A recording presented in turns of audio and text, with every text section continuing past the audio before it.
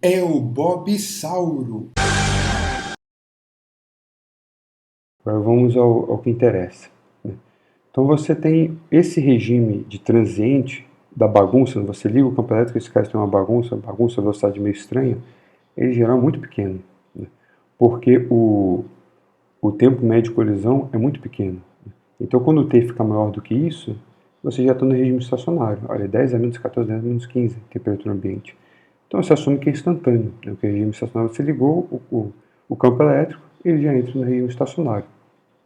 Porque você vai passou 1 milésimo de segundo para 10 a menos 15 segundos é enorme, né? A diferença de tempo é muito grande. Então já entrou no regime estacionário, você considera isso aqui instantâneo. Esse é um ponto que a gente sempre vai considerar.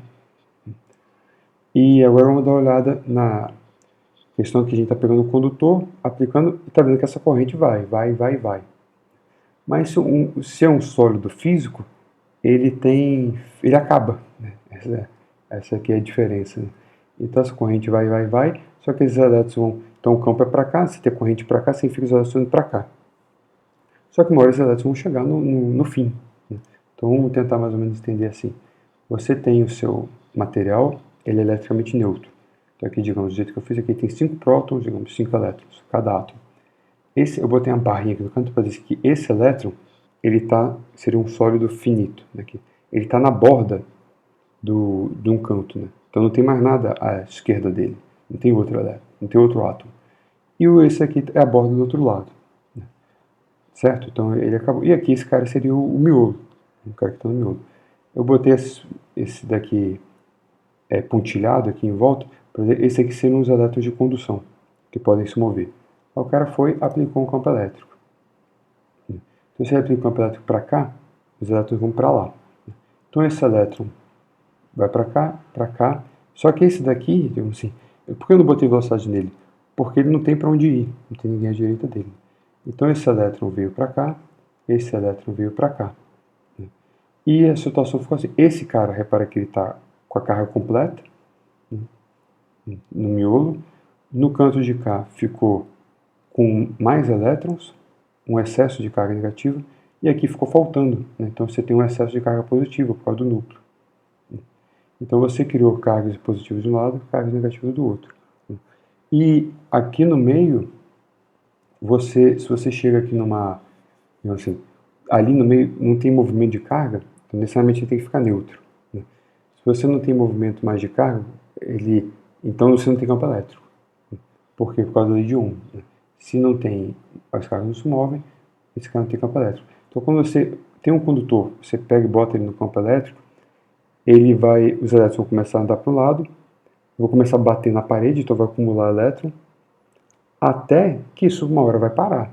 É isso que eu queria chegar. Então uma hora isso vai parar, você vai, digamos, saturar de um lado o elétron. Automaticamente do outro lado tem que faltar elétron, né? E no meio os átomos estão completos, né? Tem o mesmo número de elétron e próton. Então você vai ter carga negativa do lado, positiva do outro. Isso não pode acontecer, digamos, ou vai acontecer, digamos, para sempre. Não tem como todos os elétrons chegarem num canto, mesmo que todos os elétrons fossem para um canto, né, e ficasse faltando tudo do outro, uma hora isso vai acabar, né, porque eles vão batendo, e isso vai criando, vai acumulando aqui. Então, quer dizer, aqui fica cheio de elétron, e aqui no meio não, aqui fica completo, né, e aqui vai faltando, aqui fica faltando. Mas eu quero dizer assim, uma vez que esses caras param de andar, né, você tem uma situação, por construção, sem campo dentro, né? Porque se você cria uma situação estática, então não tem movimento, não tem campo elétrico, porque essa aqui é a relação entre campo elétrico e o movimento dos caras. Então o campo elétrico dentro do condutor é nulo, numa situação eletrostática, sempre. Então isso aqui é a primeira coisa que a gente tem que guardar. Então vai ficar, se aplica um campo elétrico, aí a gente considera instantâneo, né?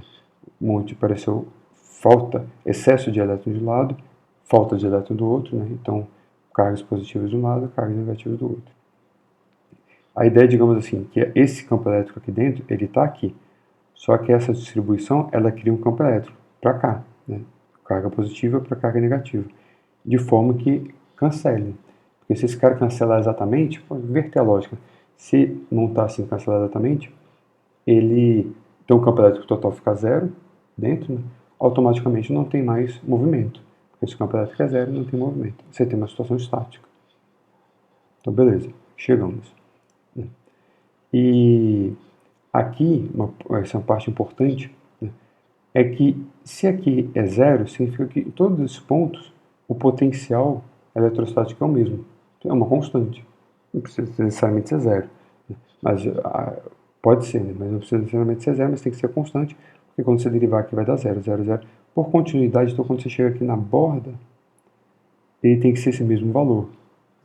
Então sempre a borda de um condutor é uma superfície equipotencial, por definição. Então isso aqui é bom que isso aqui a gente vai usar bastante. Agora vamos ver como é que fica essa densidade de carga na borda. A gente viu que ficou no lado carga positiva, carga negativa. Como é que eu consigo calcular quanto de carga tem naquela superfície? Carga por área da superfície. Isso sai simplesmente por uma pillbox. Você faz um truquezinho aqui com lei de Gauss.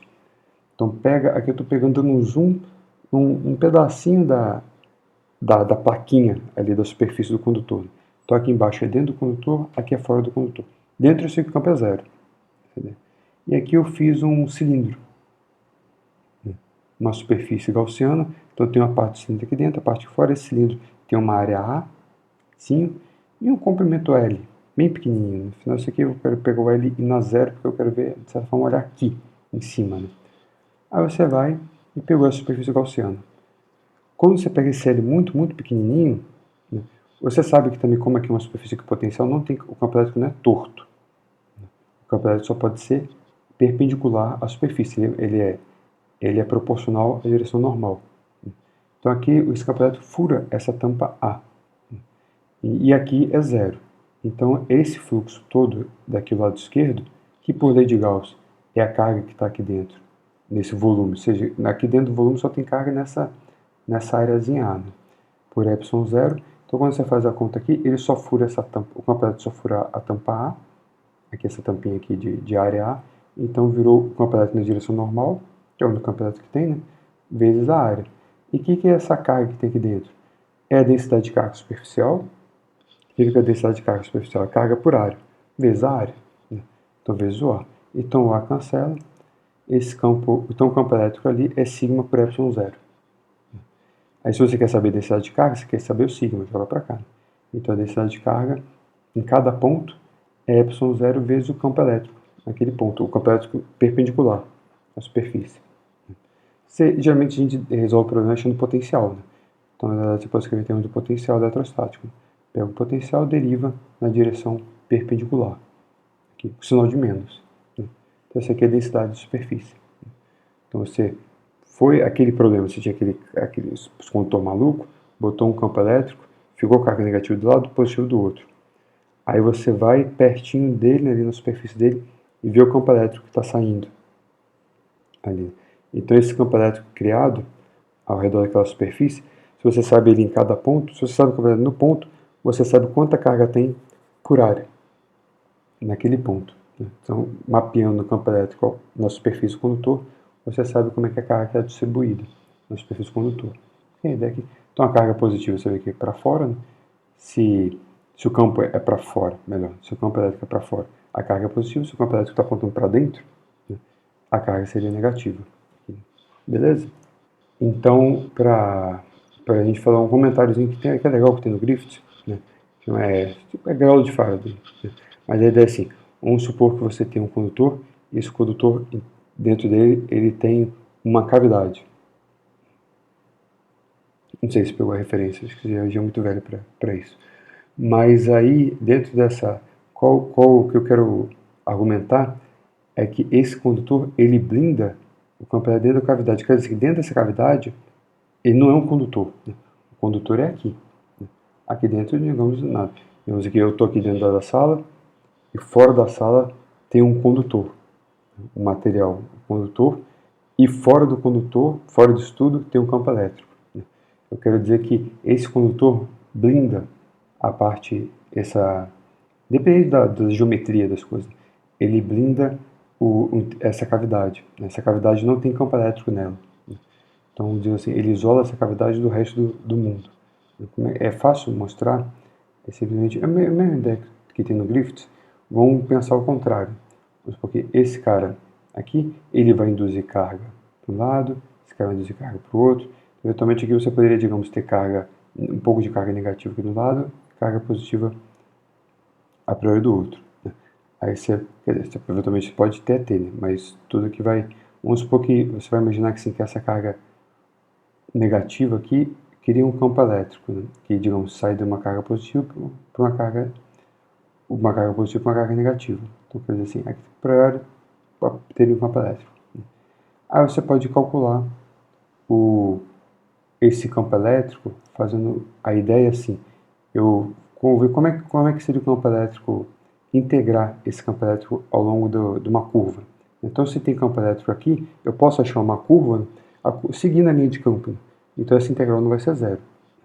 Mas aí eu vou fazer essa integral, não vou fazer essa integral só daqui até aqui, vou fazer até aqui, vou para a parte de dentro do condutor e vou fechar um circuito. Então, ficou uma integral num circuito fechado. Mas como isso aqui é uma situação estática, eu estou em eletrostática, uma integral desse cara no circuito fechado é zero, né? Porque o rotacional de E é zero. Então, isso mais isso é zero. Só que aqui dentro eu sei que o campo elétrico é zero, porque aqui dentro é o condutor. Então, só nesse cara daqui também, dentro aqui da cavidade também que tem que dar zero. Porque aqui fora já deu zero. Então, qualquer ponto que você liga de um ponto até o outro, você pega dois pontos quaisquer aqui e liga, essa integral sempre dá zero.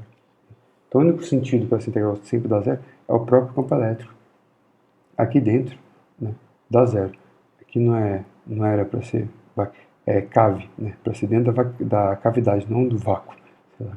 Então, dentro dessa cavidade, o campo elétrico é zero. Então, essa ideia, digamos, da gaiola de Faraday, você está dentro do condutor e está saindo raio ali fora, mas o condutor te isola do resto. Essa figura aqui eu poderia ter feito, mas eu roubei do Griffiths. Acho que é a primeira vez que eu pego uma figura de algum lugar. Então, essa aqui no Griffiths é a figura 2.45. Então, vamos supor que você bota uma carga dentro da cavidade. Ali a gente está falando sem cavidade, ou sem carga na cavidade. Então, ali você botou, aqui não adianta. Aqui o campo elétrico não é zero. Você pega a lei de Gauss aqui, faz aqui ao redor uma superfície gaussiana, vai dar um fluxo. Esse fluxo não é zero, então tem campo elétrico furando ali. Então, obviamente que não é zero. Mas aí esse cara vai atrair, né, porque aqui as cargas são cargas soltas. Né? Então, vamos supor que a carga é positiva, ele vai atrair cargas negativas aqui, então vai ficar faltando carga negativa, então vai sobrar positiva no canto. Né? Aí você chegou numa situação estática, então aqui você sabe que o campo elétrico tem que ser zero. Né? Consequentemente, né, se você pega uma superfície gaussiana aqui, dentro do condutor, né, que envolva a cavidade, agora, como o campo elétrico aqui tem que dar zero, você sabe que esse cara aqui tem que dar zero. Então, automaticamente, a quantidade de carga que tem aqui tem que ser, digamos, induzida aqui, tem que ser exatamente o oposto do que está aqui. Né? Então, se aqui tem uma carga aqui eu sei que a carga tem que ser menos Q, porque esse campo aqui dá zero. Né? Agora, já se você pega na superfície aqui fora, né, aqui necessariamente vai ter que ter campo elétrico, né? Porque o condutor em si ele é eletricamente neutro. Então, se aqui tem uma carga menos Q induzida, aqui tem uma carga Q induzida. Mas aqui dentro tem uma carga Q. Né? Então, se você pega uma superfície aqui fora, o fluxo vai ser Q menos Q mais Q. Então, o fluxo vai dar Q sobre ε0. Então, o fluxo não é nulo. Então, você tem campo elétrico furando a superfície, então tem campo elétrico. Só para... Agora, de certa forma, a presença aqui do condutor, ele, para quem está aqui fora, ele meio que independe, né? Você, sem um condutor nenhum aqui fora, você tem uma carga Q, e com o condutor você continua tendo uma carga Q. Né? O efeito do condutor, ele termina aqui dentro, né? Onde ele mata o campo elétrico. E agora, só para acabar, é a possibilidade de o que significa um condutor ser aterrado. Geralmente você vê figurinha em livro, é que você pega um fiozinho dele e bota aqui na terra. Né? A ideia de... Então, digamos, ele ser aterrado um condutor, por definir, por construção, se ninguém fala nada para você dele ser aterrado, ele é um sólido eletricamente neutro, no sentido que a carga total é zero. Cada átomo tem Z prótons e Z elétrons. né? Mas alguns elétrons ficam passeando, ok, isso é do condutor, mas a carga total é nula. Mas quando você bota ele aterrado, o que significa o aterramento? Significa que esse cara está conectado, aqui seria um condutorzinho também, né, pequenininho, você desconsidera para a conta, né, mas no sentido que ele pode fluir carga aqui livremente. Então você botou ele em contato com um reservatório infinito de cargas. Você considera a Terra tem tanta carga que você considera com um reservatório infinito de cargas. Então, digamos, esse cara, ele vai fazer a situação, digamos, que ele pode ou ceder elétrons para a Terra ou pegar elétrons da Terra, né? Então, dependendo do que for, do que criar a situação mais simples aqui, digamos, possível. E em termos práticos, técnicos melhor, esse cara está aterrado, formalmente significa que a superfície equipotencial desse condutor você definiu como zero. Em termos práticos é isso que você fez, né? Mas aqui você pode entender, vamos supor aquela situação de novo, né, da figura do Griffith. Você tem uma carga Q, aí qual é a situação inicial, sem aterrar? Aqui ficou menos Q em volta e um Q distribuído aqui em volta. Agora vamos supor que esse cara estava aterrado. Então quando você bota uma carga Q aqui, quer dizer que esse cara pode dar carga ou ganhar ou tirar elétron do sistema de forma sem modificar nada para ele, porque ele tem um reservatório infinito. Então quando você bota essa carga aqui dentro, o que vai acontecer é que você vai tirar elétron daqui, esses elétrons vão vir para cá, né? Então eles vão ficar tudo aqui fora, né? Tudo aqui ao redor, né? Então vai ter esse menos Q, só que esse menos Q não é da carga que o condutor tinha, né? Esse menos Q é a carga que ele está ganhando, né?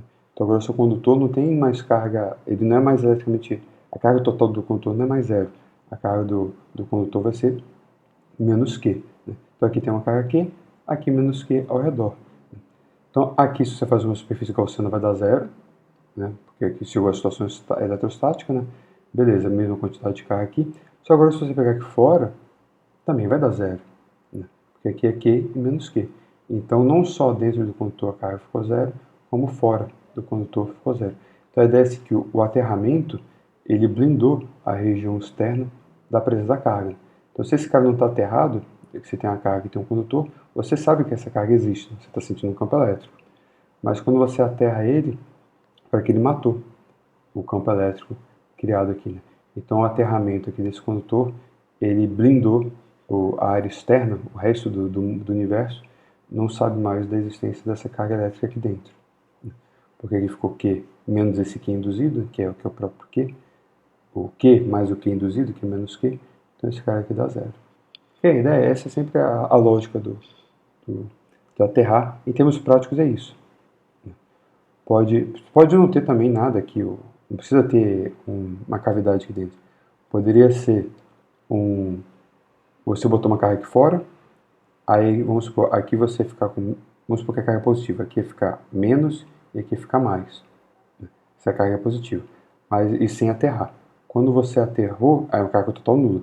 Quando você aterrou, se aqui é uma carga aqui vai aparecer uma carga menos Q, né? Então esse cara ele vai ficar carregado. Então, o jeito de carregar um condutor. Você pode fazer isso, então isso aqui é carga Q, eu sei que aqui vai ficar uma carga total menos Q, que vai puxar, então aqui vai ficar um menos, não sei se, aí depende do problema, se todas as cargas menos, se a menos Q vai ficar toda distribuída aqui, ou se vai ficar acumulada aqui, e aqui vai ficar uma carga positiva, mas a carga total vai ser menos Q. Então, esse é um jeito de você botar carga no condutor, digamos, você bota uma carga perto dele, ele é aterrado. Aí ele vai ganhar o oposto da carga. Depois você pode chegar aqui e cortar esse aterramento, né? Então e depois tirar a carga, né? Então ele vai ficar com essas carguinhas nele. Beleza, galera? Então agora sim, acabamos a semana, né? Próxima semana, aí começam os problemas maneiros de fazer. Problemas que envolvem condições de contorno, e continhas, e polinômios de Legendre de novo, coordenadas esféricas, coordenadas cartesianas, ou mais que precisar. Falou!